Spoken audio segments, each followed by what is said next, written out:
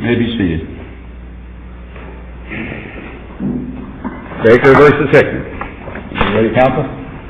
Yes, Your Honor, I am. If it please the court and counsel, my name is Alan Whitehead. I'm with the firm of Fries Hansen, Anderson, Houston and Whitehead in Melbourne, Florida, and I represent Ms. Baker as trustee. This is an appeal of an order granting summary final judgment, subsequently summary final judgments in favor of some of the defendants below, three in particular defendants who all own property in this case that is located in a subdivision on the southern side of Ms. Baker's property. The facts very briefly. Ms. Baker, we're familiar with it. Wouldn't you agree that the core issue in this whole case is whether or not this flooding is permanent? Yes, sir. I think the core issue in the case is the nature of the injury. Is it a permanent injury, or is it an injury that is reoccurrent and abatable? Well, you say in an affidavit here, let me see if I can find it here, that it could have been abated, and it wasn't. In the city's interrogatory number 4, you stated in pertinent part, the flooding, which damaged the garage and one-bedroom cottage addition to the house, as well as the contents of both, and has continued despite our continuous digging of drainage ditches and maintenance of the area, as well as on the east side of the property.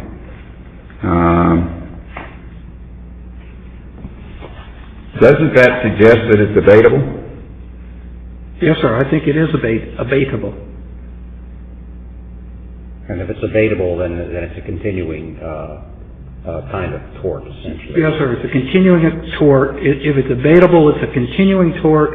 It's a tort that reoccurs, and each time it reoccurs, there is a new injury that then triggers the statute of limitations once again.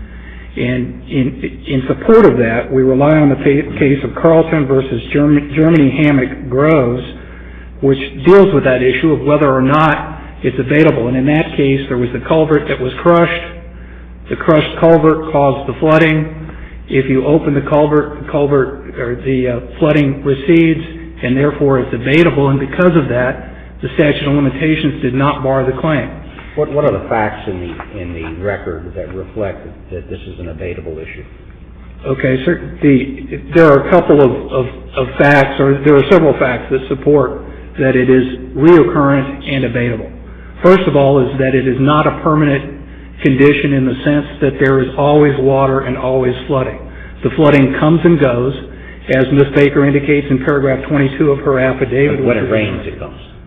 When it rains more than 3 inches, she says, at one point in time, there is flooding on the property.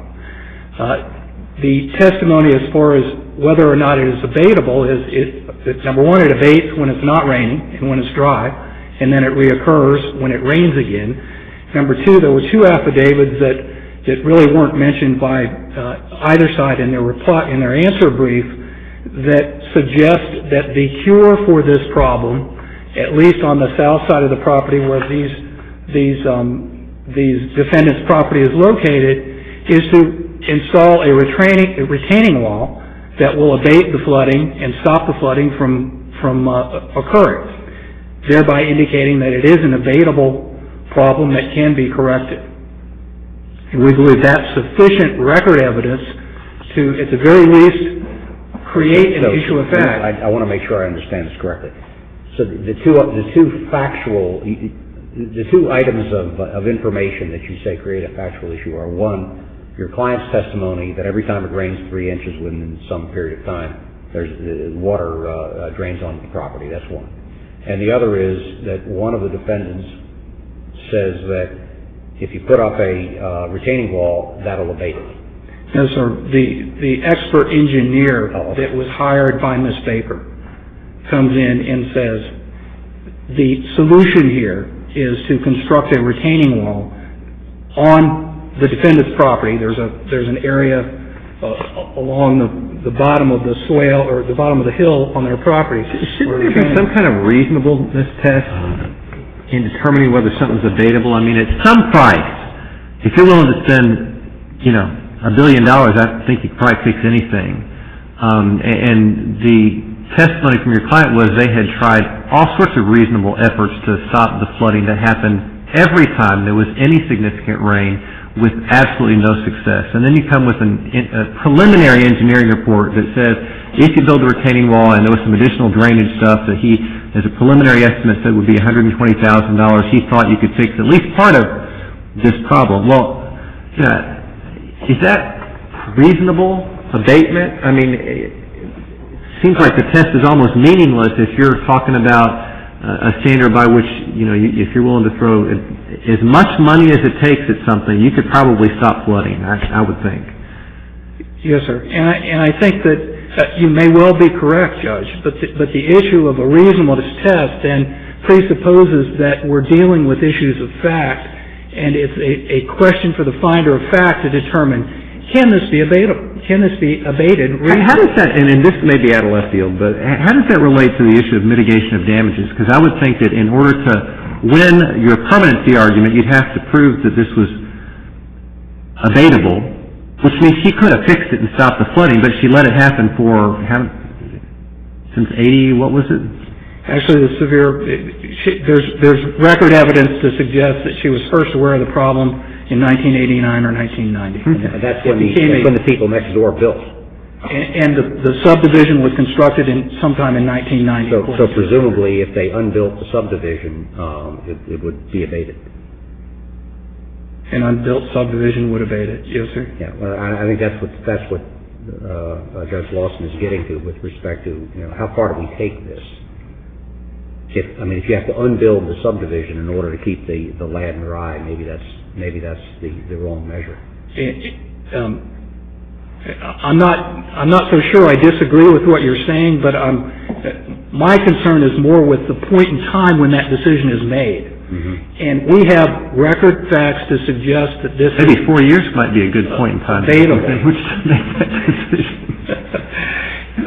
Here's where I think the problem is that addresses your concern, Judge Lawson, is if this case were remanded back for a full trial on the merits to determine whether this problem were abatable, to determine whether Ms. Baker suffered damages, to determine whether she failed to mitigate her damages, that's the stopgap or safeguard, if you will, that then comes into play, because how do you establish that the damage you suffered to your home was caused 2 years ago versus 8 years ago in this situation? And I think that there's record evidence to suggest that all along, and Ms. Baker testifies all along, that she had been making repairs to her property all along. Each time it flooded, she made certain repairs. She replaced appliances. She fixed appliances that suffered as a result of this water intrusion onto her property in the more severe cases of flooding. And that's where that concern is dealt with. But this is at least in my estimation of reviewing the facts here, this is a classic example, if you will, of a recurrent tort. For example, if you have someone who lives next door to you that on every St. Patrick's Day comes and sprays the side of your house with green paint, and they do it for year after year after year, and the problem goes away, you fix it, they come back, they do it again, your statute of limitations doesn't run from the first time they did it or the first time you had knowledge of the issue. It's a temporary problem that is abatable. But if my neighbor builds a nuisance that affects my property or trespasses on my property with some structure that is permanent, like a subdivision, then how is that anything like somebody who may or may not come back next St. Patrick's Day and spray paint my wall? I'm just not seeing that analogy. The distinction, I think, between my example is obviously a severe example of a temporary concern, but the subdivision... From her own testimony, she knows it's going to flood every time there's any significant rain. That's her testimony. She's known it for more than a decade. Right. And it's because of, apparently, the construction of the subdivision and the drainage Well, she actually believes that there are 3 contributing factors to the flooding. One of them being the subdivision, one being the street, one being the property owner to the north side of her property. The issue is not the construction of the subdivision. The issue is the manner in which they dealt with their drainage, which has caused the water to come down and flood her property. The water is not a permanent structure. I would agree with your assessment if it flooded and remained flooded, and there weren't period of times where she was not suffering from any flooding as a result of the issue. But I think common sense. I guess the other problem I'm having is that it appears that the flooding in this case is as permanent as you can get without having water on the property at all times. And the cases don't seem to make that distinction. I mean, the cases seem to say that recurrent flooding, if you want to use that, and it's a poor term because of the way the test is structured, but periodic flooding from a permanent condition is a permanent or can be a permanent injury. And it seems like if that's true, if it doesn't take water 100% of the time to make it a permanent condition, then this seems like it's about as permanent as you could get. And I don't disagree with what you just said. But I think we have to take it a step further and look and see, is there a way to stop it? Is there a way to abate it? If it's an abatable problem, which at least there is record evidence to suggest that this is an abatable or an abated problem. Counsel, you said, and let me correct me if I'm wrong, that it's up to the trial court to determine whether the condition is abatable. Did you? I think you made that statement to Judge Lawson. Did I misunderstand it? I think you're talking about the jury, the trier of fact. The trier of fact. Trier of fact, okay. Yes, sir. The trier of fact, whether it's the judge or whether it's a jury, it's up to the trier of fact. But the trial judge in this case made a determination that the condition was permanent based upon affidavits and depositions. Yes, sir, he did. And we believe that the record evidence shows that the trial court was incorrect in making that assertion. Okay. The issue is, can it be abated? That's what the case law suggests, is that if it can be abated, then it's not a permanent condition, it's a reoccurring condition with new injury reoccurring at each time. What's the definition of abated? Maybe that's where we're having trouble. Yeah. If you can stop it, I assume. But so far we have several attempts to stop it. We have a theory that it can be stopped by spending $100,000 or so on a wall, but that's all we have. Is that have we established a conflicting fact as a result of it? I think we have, Your Honor. I think we've got to answer that question. Is it a reasonable fix for the situation? Do the damages justify spending that kind of money to correct the problem? But when you have a licensed civil engineer coming in giving his expert opinion that you can fix the problem by creating a retaining wall, that creates an issue of fact as to whether this problem is indeed abatable, and thereby precluding summary judgment under the law as it stands in the state. You wish to reserve any time? Yes, sir. I'll reserve my remaining time.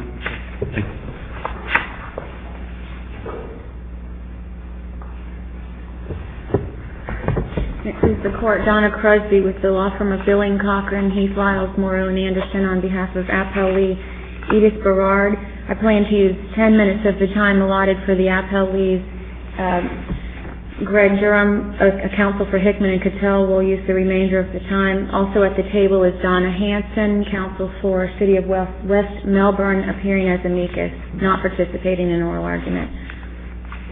Counsel, can you respond to his argument that a civil engineer comes in and says that they build a retaining wall that it will abate the problem? Yes, Your Honor. Doesn't that make it abatable? First of all, I think that affidavit should not be used to defeat summary judgment in this case. As you mentioned, Judge Lawson, at some point there has to be some reasonableness. This study and report were not accomplished until December of 2004, approximately 9 years after the first flooding on her property, and 5 years after the running of the statute of limitations in 1999. The affidavit doesn't even mention whether the remedies that are suggested would be feasible between 1995 and 1999. Hold on, Ms. Crosby. If there is an affidavit there, and if you are moving for summary judgment, isn't it your obligation on the record to negate the effects of that affidavit? Sure it is, Judge, and I think... What'd you do? I think that the record speaks for itself, and it's undisputed that efforts to abate the nuisance were unsuccessful. Specifically addressing the affidavit of the engineer indicating that a wall should be built, is there anything in the record that you all have presented which would overcome any factual issues that might be raised by that affidavit? No, Your Honor, not that I can recall. Is that your obligation? I believe that the record shows, no. I mean, I suppose it probably is our obligation, but I believe that it's clear from the record that she has... question about that. I guess, I mean, if the test for a non-permanent injury is that it is abatable, that's part of the test. It's reoccurring, and clearly the flooding is reoccurring, and if there's evidence that it can be abated, why doesn't that take it out of the permanent category legally? As a matter of law, if that is the test that we're bound to follow because it's set forth. Yes, sir. I think we have to look at the facts in this case. The Lawson and the Carlton cases talk about abatement, and I think they hinged on abatement because that was the facts in those cases, but they also talk about whether the injury itself is permanent, and as you suggested, the fact that there are flooding with intermittent rainfalls, if you know and it's predictable, I think that is about as permanent as you can be. Counsel, where I'm having a problem is you say that it's permanent, but then you're admitting that if you build this wall, that it may abate the problem. And I'm just having trouble with that. I didn't admit that, Your Honor. Well, you didn't negate it. We didn't negate it, yes, Your Honor. Yeah, I'm sorry. Yes, Your Honor. But I didn't admit that. I mean, the record evidence in this case shows that her efforts, she dug ditches, she replaced the culvert under her driveway, she put fill dirt and shale. The city came in. They also did, the Public Works Department installed a ditch, pipes and head walls, and augured the swales near the road on the east side.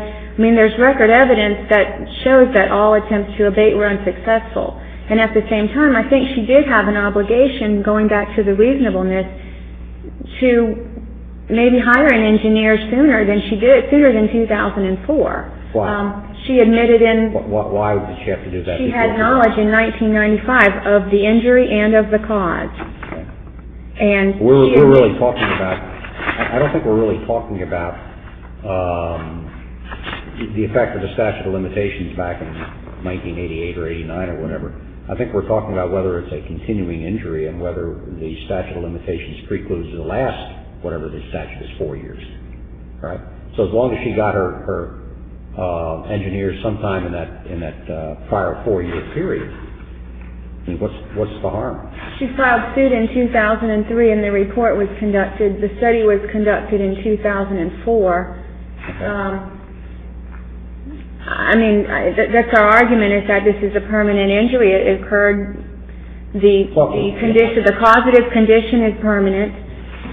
The subdivision, the fact that the elevation is higher than her. I think there's no question but that every time it rains seriously, there's going to be a flood there. And to that extent, it is permanent. The only issue we're really dealing with is whether or not it is abatable.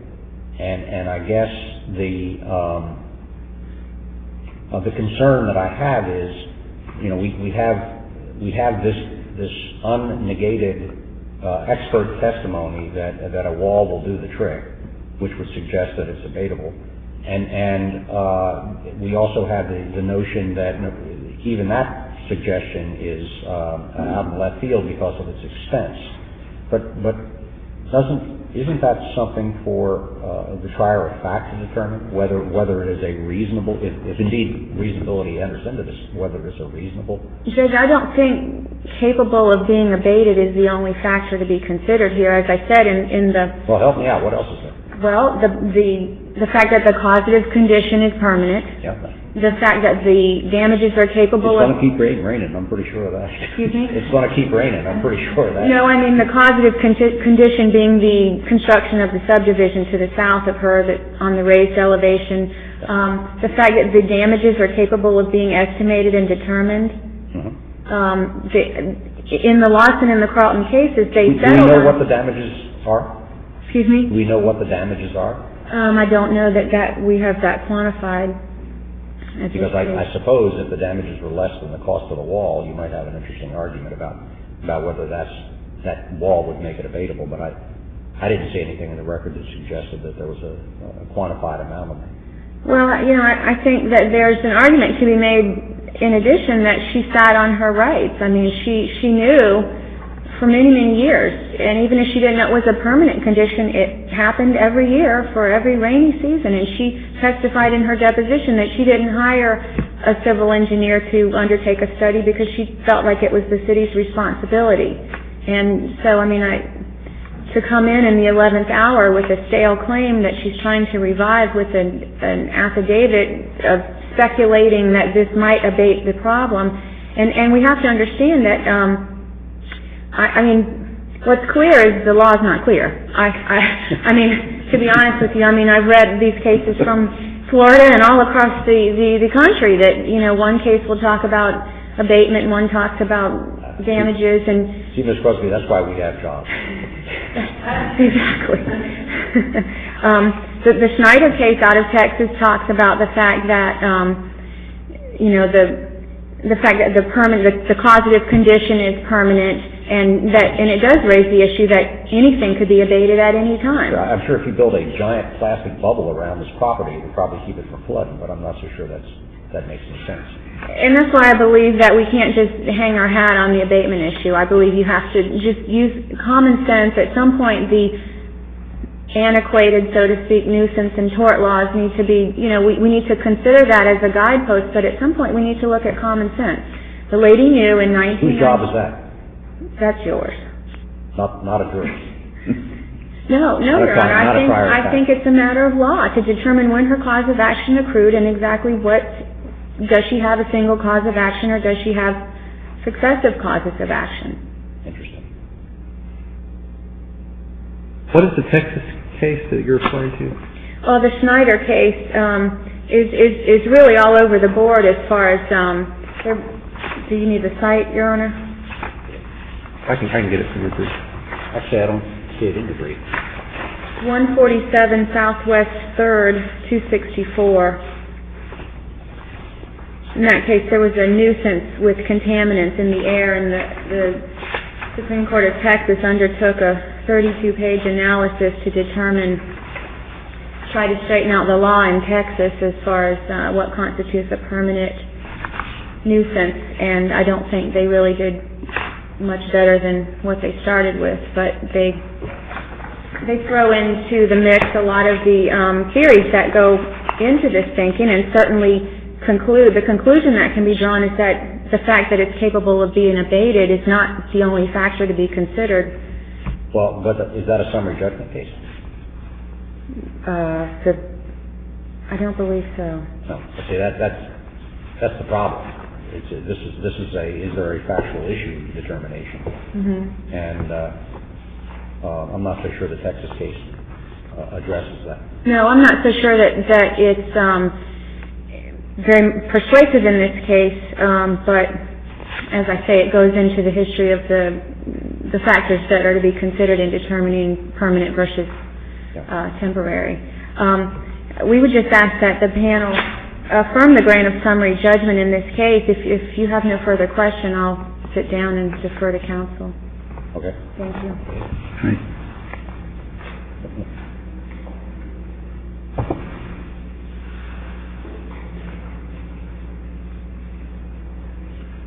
Morning, my name is Greg Durham. I'm with the law firm of Ryman, Matheson, Vaughn, and Durham & Sack in Melbourne. We represent Baker and Cattell, which is in similar position to where Berard was.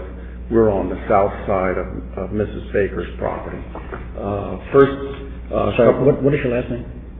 Say it again? Your last name? It's Greg Durham, D-U-R-H-A-M. There was a couple questions about the Schneider case. The Schneider case, we cited to it in our reply brief, in our brief. And one of the issues that I would like to clarify is that was dealing with a summary judgment issue, and the trial court granted that, and then when it reached the appellate court in Texas, they affirmed it. And the questions that the court addressed was whether and the court has already talked about this for a few minutes, is whether the injury was permanent or whether the condition was permanent, and if they are permanent. Counsel, respond to this argument about the engineering affidavit, and then there's also, I believe, an affidavit from a general contractor that the overall cost is $120,000 to put in that retaining wall. Yes. Doesn't that make it abatable? Your Honor, it's interesting that we're talking about that. The Schneider decision out of the Texas Supreme Court went on to say that that's not a determining factor in these trying to rule on these cases, that it should be whether the injury is permanent and or whether the condition, the causative condition, is permanent. In this case, we can all agree that the development to the south, where the property owners lived, is a permanent condition. It was built in the late 80s, early 90s, and there were no changes.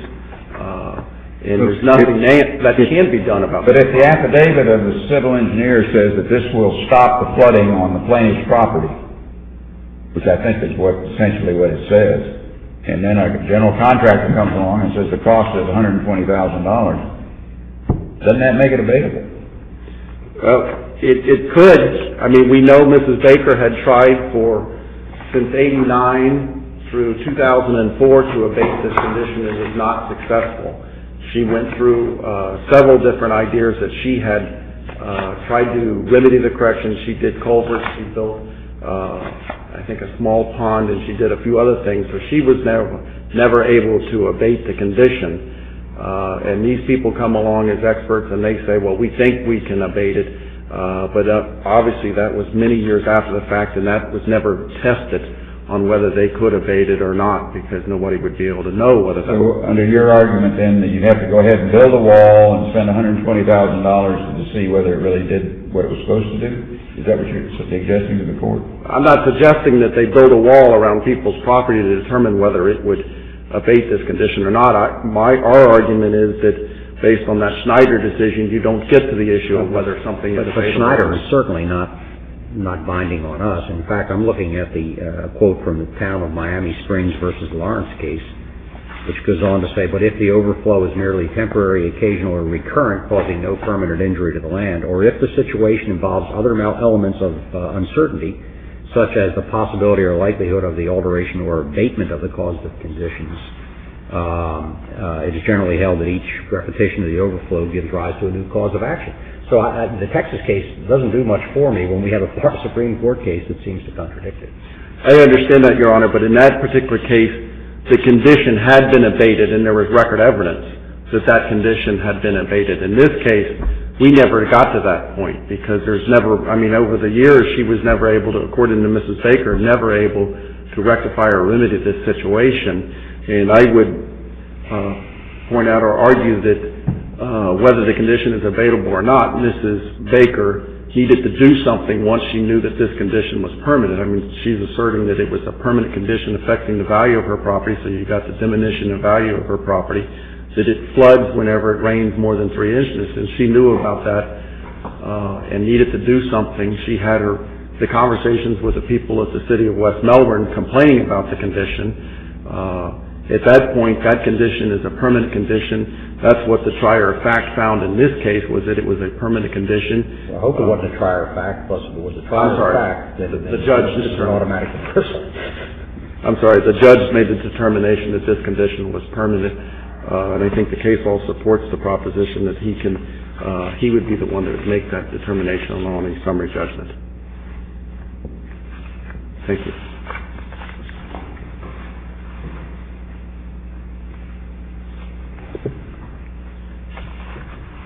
Just briefly, Your Honors. First of all, the issue isn't knowledge here. If the issue were knowledge, then we would not be successful on this appeal. The issue is is this a condition that's permanent, or is it a condition that can be abated, an injury that can be abated? I believe there's a material factual dispute on that issue. One point I wish to make on the facts is Ms. Baker did take steps from 1989 moving forward before she found her way to an attorney's office to try to resolve the issue, and took steps, and I think that I think I'm just struggling with this because I'm looking at Town of Miami Springs and the standards that's there, and you seem to be correct, because it appears that there is a factual dispute, or potentially, maybe there isn't, maybe there's no dispute that this, with enough money, and a fix can be engineered, and so the flooding can be abated. I mean, maybe that's undisputed, but at least it's disputed, because you have an affidavit that says that.